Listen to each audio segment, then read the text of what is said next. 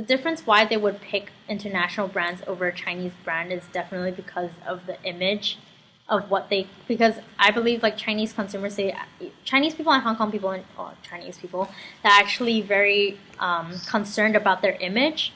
So they do like to tell people what they're wearing. So I guess that's like for both of the groups, you know, the affordable and the luxury group of consumers, like Chinese people are very concerned about what they're wearing and how they're being perceived on the outside. So then that's why like they look for brands that are very well known internationally and not just local brands and not or even like unbranded goods. Like they go for the internationally well known brands to tell people what they're wearing, so people have an idea of like how they would shape their whole style and lifestyle in general. I remember reading an article, a lot of the Chinese consumers, as you know, they have a very high purchasing power.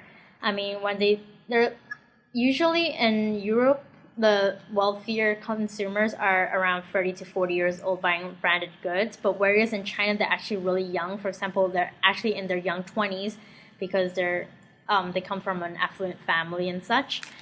So there's that group who really cares about the brands that they buy. And then there's another group who are more looking, I could say, more approachable, more looking for the affordable brands, more looking for fast fashion brands, you could say. So I would say there's like basically two groups. Even though the e-commerce is really strong there, I see a lot of teenagers on the street because shopping is an activity, a social activity that you do with your friends. And also people like to take photos. So maybe they're in the fitting room and they'll be taking a photo. Like even if they're not shopping with their friends, they would be taking a photo in the fitting room of themselves to share with their friends. It's a social networking thing, you know? And also, I think a lot of them, they do it, even though e-commerce is really strong, you still see a lot of people in the shopping malls, on the streets, because it's a way to spend time with your friends and such. Whereas it's not something you can get through online shopping. Online shopping is something you do by yourself, and it's also, like I said, it's something to do to compare prices.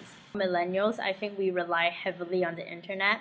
For example, but it's a little bit different because in China, you know, a lot of the websites are blocked, like Facebook and Twitter and such. So a lot of them are blocked, but China's own social media platforms are very strong itself. So instead of Facebook, they have Weibo.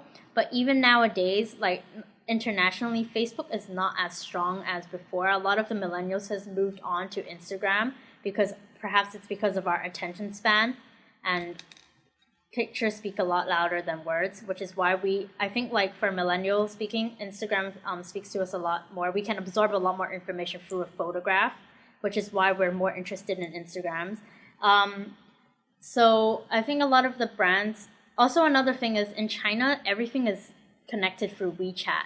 So if you look at Burberry, who's I think is very intelligent in social marketing and talking to the consumers, WeChat is like WhatsApp or like a messaging service. Messaging, like texting you, is a very intimate type of thing, right?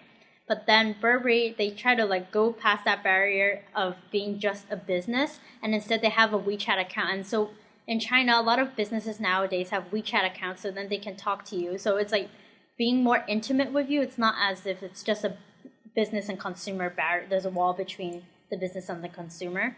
And actually in Hong Kong, we also have something similar to that. Using Line. So a lot of businesses, they sign up on these accounts and then they talk to us through it. So they send us like these information about the brand. So it's like real life information.